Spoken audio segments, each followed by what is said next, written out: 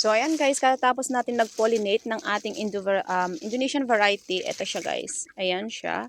So, ito, ka-cross lang natin yan. So, puti na lang may mga pollens tayo. Actually, 4 ang naging father niya. Ayan. Ayan.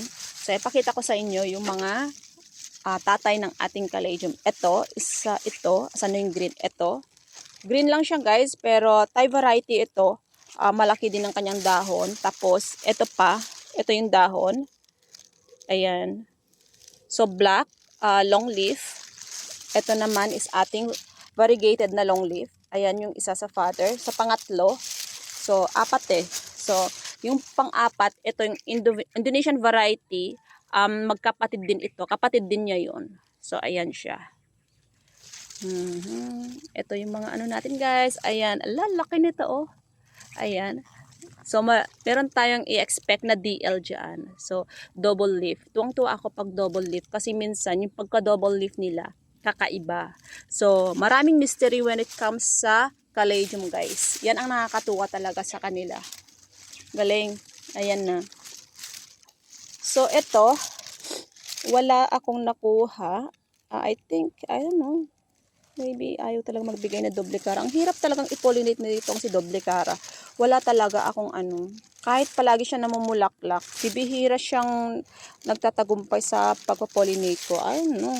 Ayaw siguro niya talaga sa akin. So, ito naman, ay, meron naman tala. Ito siya. Sino ang naiano natin? Si doble cara. Ayan, nung July 16.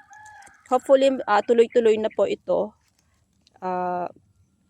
X-breed with SRL. Sa kaibigan ko tong SRL na yan, JY1125. So, ayan siya. Oh. Saan yung XB na yan? Oh, hindi ko alam.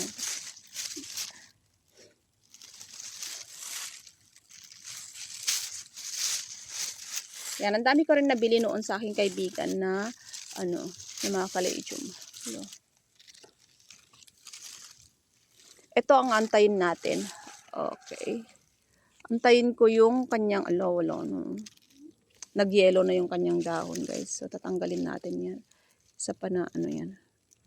Ayoko kasing may nag-yellow. Tatanggalin na natin. Bago pa siya, ano. Yung pangit kasi isa pa yan na kumukuha ng nutrients. So, tatanggalin na natin agad yan, o, diba? O, lalong gumanda kapag ganyan.